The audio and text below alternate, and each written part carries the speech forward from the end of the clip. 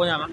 Bwana Baraka, umeziona adhabu za masaa 72 umezitoa? Sasa nimeziona adhabu za masaa 72, lakini nadhani ni nguvu ya watu wa mpira na wadau wa soka, na ndio maana pia imeweza kutokea jambo kama hili, kwa sababu ni muda mrefu tangu itokee. Kamati ya masaa 72 inatakiwa ikae ndani ya masaa 72 na iweze kutoa maamuzi, lakini badala ya mchezo. Nadhani ndio utaratibu ulipo, lakini inapotokea tunakaa zaidi ya wiki mbili, then maamuzi ndio yanakuja kufanyika, sidhani kama itakuwa ni jambo sahihi. Lakini pia namna ambavyo adhabu hizo zimetolewa, kiukweli ukiziangalia kuna changamoto nyingi sana. Tukianza kwa upande wa klabu yangu Young Africans, ambao adhabu ambazo tumepewa adhabu ya masuala ya kiulinzi. Ile milioni ngapi? Milioni 5. Ile na Simba ile. Mechi na Simba. Tumepewa sababu za kiulinzi, lakini ukiangalia shida au matatizo wamesababisha Simba Sports Club ambao walikuwa hawataki kutoka eneo la uwanja na muda ulikuwa umefika.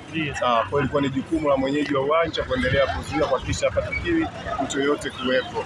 Kwa nadhani ni adhabu ambayo tumepewa hatukuistahili. Lakini pia kwa adhabu ambayo amepewa nani? Kuna kijana anaitwa Banda. Kiukweli mimi nadhani yule ni kumuonea, kwa sababu sijawahi kuona sehemu yoyote duniani, hasa katika masuala ya soka ama football, kuona kuna sheria ambayo ipo ya kupoteza muda mtu anapewa adhabu. Sidhani kama ipo sheria kama hiyo. Sijawahi kuona kitu kama hicho. Tunashuhudia mechi za Waarabu, tunashuhudia mechi za Ulaya, muda unapotezwa kweli, lakini hakuna faini ya kupoteza muda. Lakini Banda ameenda kupewa adhabu ya kupoteza muda, na nikiangalia sana naona tu ukiziangalia adhabu hizi zilipokaa, yani kwa upande wa Simba basi kile kilichofanyika walichokitafsiri ni kibaya kwa upande wa Simba ndio kimekuwa na adhabu, na kwa upande wa Yanga kile ambacho walihisi Young Africans wamekifanya sio sahihi, sawa, ndio kimetolewa adhabu. Kwa hiyo ukiziangalia adhabu hizi kama zinamkandamiza zaidi Young Africans na timu nyingine ndogo, sio, umenielewa? Kwa sababu hata adhabu ambazo wamepewa Simba milioni 15, sijui pesa za mkulipa, ni pesa ambazo ni uharibifu wameufanya wenyewe, sawa. Na nadhani ya sasa ni msukumo kutoka kwa shirikisho la Zanzibar, na hii si kitu kama hicho, kwa sababu sidhani kama wenyewe TFF na bodi ya ligi walikuwa willing kuzitoa adhabu hizo. Nadhani ni msukumo kutoka kwa shirikisho la soka Zanzibar baada ya miundombinu kuharibika, lakini pia kuvunja sheria na taratibu za kanuni zao kule. Tukija kwenye adhabu ambayo imetoka pia ya Selemani Mwalimu. Selemani Mwalimu hakustahili kupewa adhabu sawa na mchezaji ambaye anasema amepoteza muda. Banda. Yaani Selemani Mwalimu na Banda wamepewa adhabu moja, faini ya mechi 3 na yani wamepewa adhabu ya mechi 3 na faini ya milioni 1. Kiuhalisia halikupaswa kuwa the same. Kwanza hakuna adhabu ya kuchelewesha muda, cha kwanza. Lakini cha pili, kwa nini ikawe sawa adhabu ya Banda na adhabu ya Selemani Mwalimu ambaye amemfanyia mtu faulu ya makusudi ya kujaribu kumdhuru mtu? Kwa sababu tukija kuangalia hata intensity ya uzito wa tukio alilofanya Selemani Mwalimu na Baka tunaona ni tofauti. Baka alikuwa amenyoshea mguu kwenye paja, sio, umeelewa? Hivyo vyote vile asingeweza kumdhuru mtu kwa kiasi kikubwa kiasi hicho, sawa, kwa sababu amemkanyaga kwenye paja. Lakini unapokuja kumwangalia Selemani Mwalimu, yeye amempiga mtu kiwiko cha kwenye shingo. Hapa kuna vitu vingi, kuna kitu kinaitwa jugular vein brother, ipo hapa, sawa. Kuna mishipa mikubwa ya fahamu ipo hapa, sawa. Lakini pia ni sehemu ambayo ipo karibu na moyo, unaweza ukaenda kumuua mtu. Lakini amepewa adhabu ya milioni 1 na mechi 3. Baka ambaye amemkanyaga mtu kwenye paja amepewa adhabu ya mechi 5 na faini ya milioni 5. Kwa nashindwa kuelewa lengo hasa la adhabu za hizo bodi ya ligi na TFF ni nini? Kukomesha, sawa, matukio ambayo pengine wanaona hawaridhishi nayo, ama kuwakomesha vilabu, sawa, pengine na wachezaji. Kwa sababu ukiangalia namna adhabu zao wanavyozitoa ni kama kwa kuamua, hakuna mwongozo maalum. Iweje adhabu ya Baka na adhabu ya Selemani Mwalimu zitofautiane?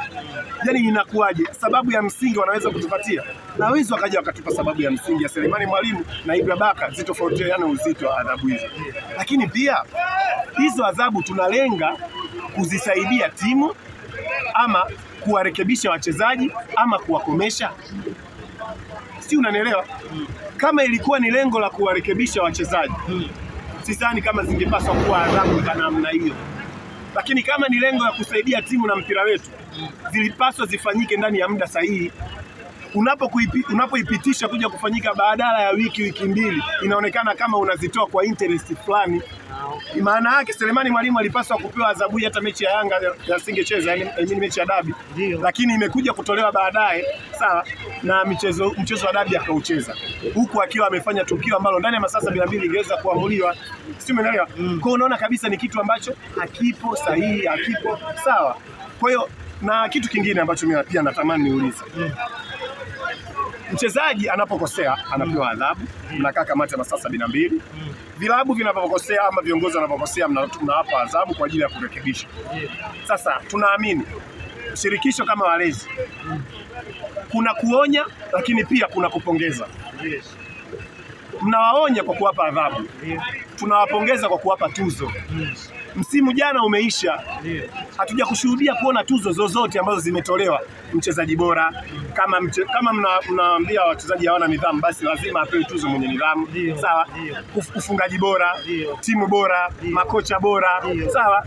Hizo zote zilitakiwa, kiungo bora zilitakiwa ziwepo. Kwa sababu gani? Kama mnaweza kuwapa adhabu, ilibidi pia kuwe na utaratibu wa kuwapongeza. Sasa kuwapongeza hamwapongezi, ila adhabu mnawapatia. Lakini hapo kwenye kupongeza walisema kwamba ni sababu zilizo nje ya uwezo wao. Kwa hiyo kama wao ziko nje ya uwezo wao, hizo sababu ziko ndani ya uwezo wa kina nani? Wao kama bodi ya ligi na TFF ambao tunaamini ndio wenye mamlaka ya kuendesha na kufanya shughuli zote za soka katika mpira wetu. Tuzo anatoa TFF lakini sio bodi ya ligi. Ni sawa, mimi nachukulia bodi ya ligi na TFF ni vyombo vinavyofanya kazi kwa pamoja. Ndio maana naviongelea kwa pamoja. Sawa. Ndio maana naviongelea kwa pamoja. Mimi nadhani ifike wakati kama kuna mambo hatuwezi kuyafanya, wadau wapo, kuna wadau wengi sana katika nchi yetu. Kuna makampuni mengi makubwa, kuna mataasisi mengi makubwa yanatamani kufanya investment, yanatamani kujibrandi, yanatamani kuvolunteer shughuli za kimichezo. Nadhani kama hawawezi kutoa tuzo, sawa, basi waombe backup, waombe waandike maproposal kupeleka kwa makampuni, mataasisi, baadhi ya makampuni makubwa ambayo yataweza kuandaa tuzo hizo. Let's say leo CRDB unampelekea nini proposal kama hiyo ya kuwa mwandaji wa tuzo hizo, atashindwa? NBC, GSM, Mo, sawa, unapelekea Azam, watashindwa?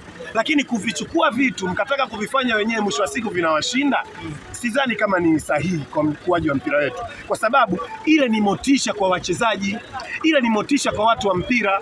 Lakini inapotokea inapitishwa tu, inatokea haipo tu bila sababu za msingi, watu wa mpira hawajulishwi, hawashirikishwi, hawaelezwi. Lakini katika masuala ya adhabu tunaona adhabu zinatoka, tunashindwa kuelewa lengo hasa ya hivi ni nini, si umeelewa? Tunashindwa kuelewa lengo hasa ya hivi ni nini. Kwa tunaomba TFF watuambie tuzo lini zitatoka, na kama hazijatoka kwa nini hazijatoka. Sawa Baraka, ushauri wako kwa kamati ya masaa 72, kipi kifanyike sasa baada ya haya mambo yametokea, yamezua sitofahamu? Mimi nadhani kamati ya masaa 72 ni moja ya kitu kizuri katika mpira wetu, kwa sababu inarekebisha discipline ya wachezaji, lakini pia inatengeneza mazingira mazuri ya mpira wa mchezo kuwa fair. Umeelewa? Basi inabidi kama lengo lao kufanya mchezo wa mpira uwe fair, basi na wao inabidi wawe fair. Kwanza adhabu ziwe zinatolewa kwa usawa, kwa sababu categories zinaeleweka. Umecheza faulu ya hatarishi, basi adhabu yake ijulikane ni hii, na iwe sawa kwa mchezaji wa timu yoyote, mchezaji yoyote. Lakini pia watuelekeze na watuambie lengo na sababu za kutoa adhabu hizo. Lakini pia kuna uwezekano wa kupunguza hizo adhabu. Mechi 3, mechi 5 ni nyingi sana kwa mchezaji. Hebu ngoja nikuulize, mchezaji unampa adhabu ya mechi 5, analipwa kila mwezi. Mechi 5 maana ni miezi mitatu huyo mchezaji acheze. Je, klabu uone kama unamkosesha haki yake? Na je, unalenga kumsaidia mchezaji, kumkomoa mchezaji au kuisaidia klabu? Lengo linakuwa ni lipi? Kwa sababu atakuwa anatumikia, anakuwa atumiki mkataba wake, lakini mshahara analipwa. Kwa tuangalie hizi adhabu. Inawezekana kama mchezaji adhabu ya mechi 2 na faini ya $500, very possible, na kwa usawa kwa kila mchezaji, sawa. Lakini hivi inapotokea leo huyu kapewa kiasi hichi, kesho huyu kapewa kiasi hichi, nimeona amepewa adhabu hadi watu walibeba machela, wameambiwa wameshiriki, wamechelewa kupeleka machela. Jamani, hapo kidogo. Kweli kitu kama hicho kinawezekanaje? Kwa sababu wale hawaingii bila kuitwa. Kama hawajaitwa wanaingiaje uwanjani? Leo hii ukawapi adhabu tena milioni 5 sijui. Wale wafanya kazi. Wale wafanya kazi wale watu posho zao tusizani kama zinafika hiyo. Red Cross wale. Sidhani hiyo posho yao kama inafika hata 100,000 kwa kila mchezo. Maana wanakuja kwenye kila mechi tu wanaondoka. Wanakuja kila mechi wanaondoka. Sidhani kama ni waajiriwa wa permanent wa TFF au bodi ya ligi. Lakini mwisho wa siku adhabu ya milioni 5 unaenda kumshusha refari daraja. Sawa, refari ambaye unamlipa nadhani sijui ni 300,000 kwa mechi. Sawa, unamlipa 300,000 kwa mechi, unaenda kumshusha daraja au kumfungia mechi 10. Mechi zake 10, hebu ashimu mechi 10 mara 300,000 ni shilingi ngapi? Nyingi sana. Mechi 10 mara 3 milioni 3. Ndio. Ambayo huyo refari akipata akili ya kujiongeza kusema mimi ni haribu nichukue milioni 10 za kuharibu hii game moja, afu nikapewa adhabu hizi mechi 10, kuna shida gani? Baadaye unarudi. Kwa tuangalie namna sahihi, elimu itolewe ya kutosha, lakini pia adhabu zilenge kusaidia, lakini tunapolenga kukomoa hatutokuwa na usawa katika mpira wetu katika hizi adhabu. Baraka, shukrani sana. Asante sana.